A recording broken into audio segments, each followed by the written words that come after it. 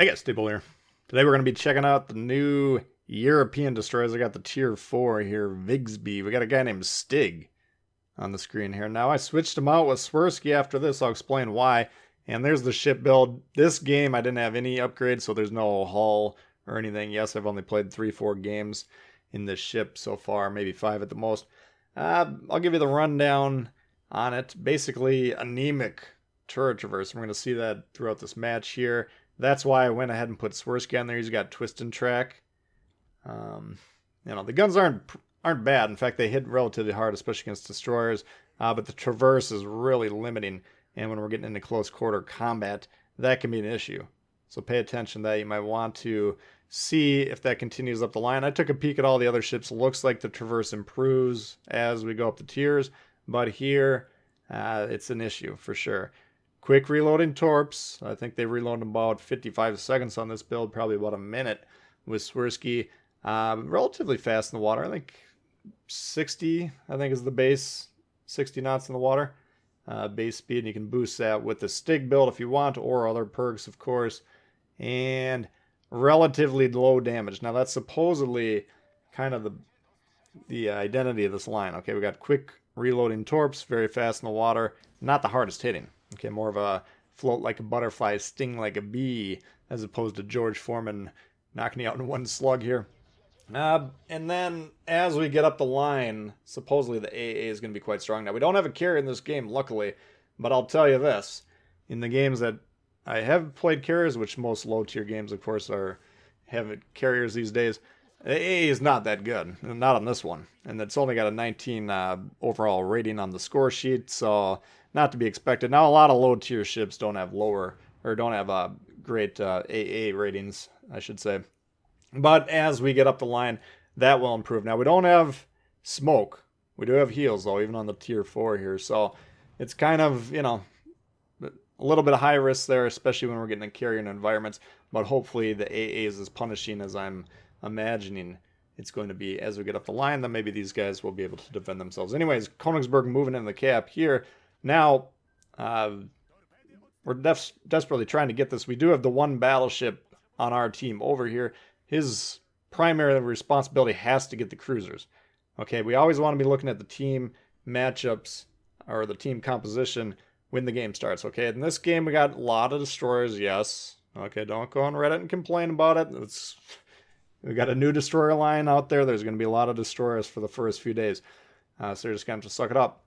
But the battleships are, in this case, much more valuable than they usually are. And that's because most games there's 5 battleships, which already devalues them. And then, of course, they play out of position, whatever else. But here, okay, we have 5 destroyers per side. What's the biggest threat to the destroyers? The cruisers. Okay, and what's the biggest threat to the cruisers? The lone battleship per side. So if the battleships are doing their job, you'll see them popping on these cruisers to open up the game for the destroyers. And battleship players, by the way, if you feel threatened by the destroyers, let's say you're a newer battleship player, or you're still struggling to deal with the destroyers, think to yourself, well, how can I get my teammates to help defend me? Well, you got to get rid of the threats to them, right? If I'm a destroyer, I want to get on that cap. I want to fight these destroyers. I want to see what I can get done. I'm not moving into a Königsberg. That ain't going to happen. No, it's got a sonar, German sonar, nasty guns. Not a ship that I can easily deal a lot of damage to. So I'm not moving into the Königsberg. But that causes me to leave the situation. Well, I can't do anything there. I better go find something else that I can do with my time. So now the battleship might be saying, "Wow, the guys that are supposed to be protecting me are gone. Do your job. Take the shots that are going to help you. Help me help you," I guess is the point. And you just, whatever class you're in, if you want your team to help you, figure out ways, okay, what can I do to encourage them to actually help me? So we're going over here now. I've been looking at B for a while, and I also have been looking on the eastern side of the map. We do have the numerical advantage over here, despite being down 1 cap and 2 ships at this point in time. So thinking to myself, well, we can come over here, maybe help this side get resolved, and then we want to get that B cap, right? Because you can see now we're still down 2 ships, but almost half the team's dead. And okay, if we're going to have a shot here, we're probably going to need to be playing the score well. So they already got the 2 cap advantage. That means every 5 seconds we're losing 5 points in the background. That's roughly, 36 points a minute, I believe, if my math off the top of my head holds. And that builds rather quickly over the course of a game. So we want to resolve this as quick as possible. Luckily, our team they did get the Kamikaze. They traded a cruiser for him. And now they're attacking the Phoenix or whatever's over there. So we're launching some torps here. Iron Duke, he's pursuing us. He briefly spotted us a moment ago. Got the torps coming in here. And we'll manage to get him with one here. Boom, there it is. All right, and we got the Flood. Keep an eye on the damage in the right-hand corner. Is it going up? Nope, it stopped going up. That means he used the damage control. So now we're moving behind this island.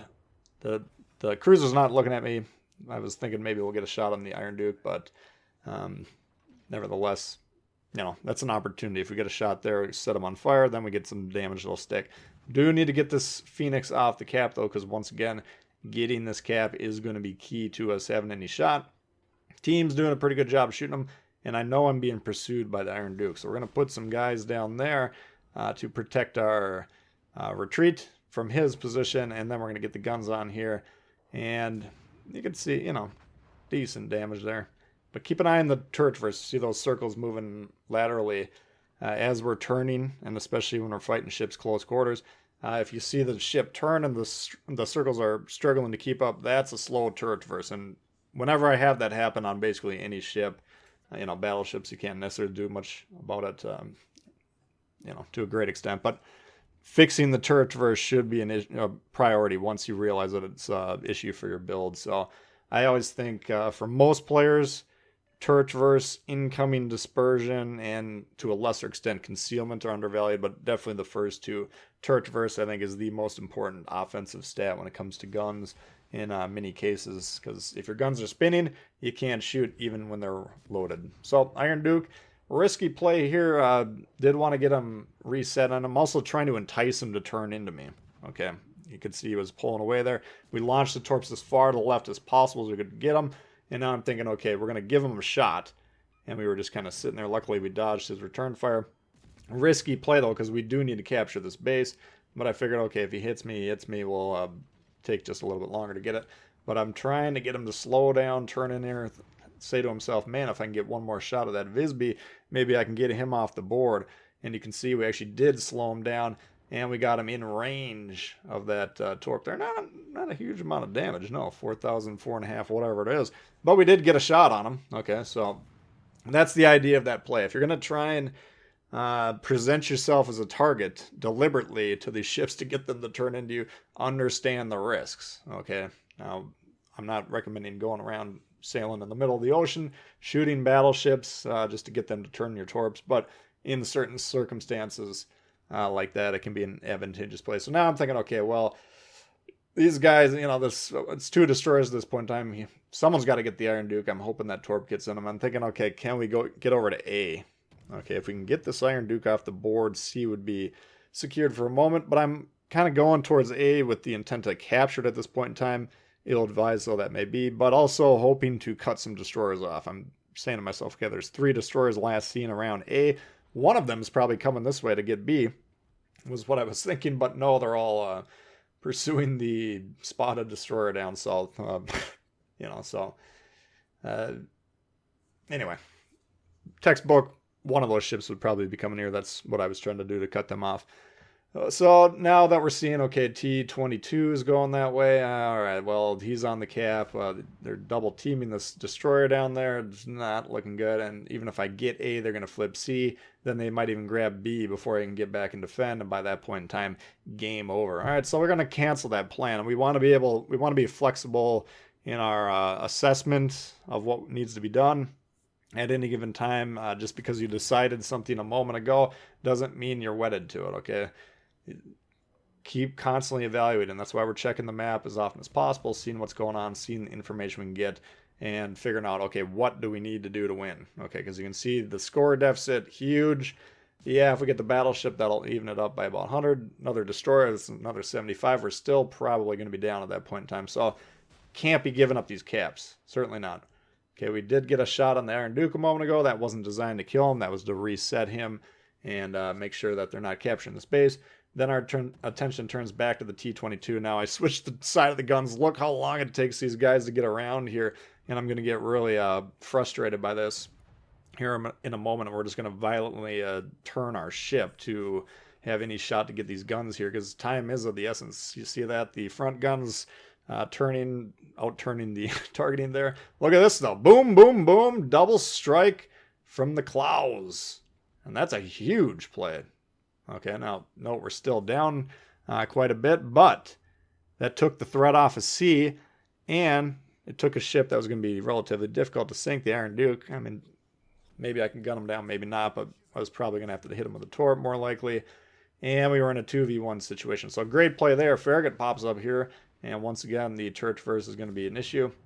But now I'm like, okay, well, we got 10k. He's got about 10k. Farragut, very dangerous guns. Okay, but we're sailing away from him. All right, now this is fighting other ships 101. Usually you want to be sailing away from them. Your shells travel shorter distance because they're moving into you. Their shells travel further because you're moving away. You know, just imagine you shoot at where they're going, which is further away from you. You can illustrate that point. So it's easier to hit ships moving into you. Klaus comes around here, though, and he's full health. Now I got two basically full health destroyers. Turn my attention over here. Now this is a painful play to make, especially when he's already half health. But this, I don't want to be broadside of this guy, okay? And whatever shell he's using, he's going to be doing more damage if we're broadside. And the Farragut, we did see a moment ago, pop the smoke, so I'm going to continue to get distance from him. He's got high floaty shells. It's going to be harder and harder for him to hit us. There's a smoke right there. So we're doing some pretty good damage on the Klaus. He's already half down. We're half health, but basically we got one full health destroyer on the red team and half health here. So it's going to be a straight up duel here, whittling us down here. We note his engines are busted there. You can see the sparks coming off the smokestacks, and he's not really moving. So that's how I figure that out. And we're just going to basically aim right on the ship at this point in time.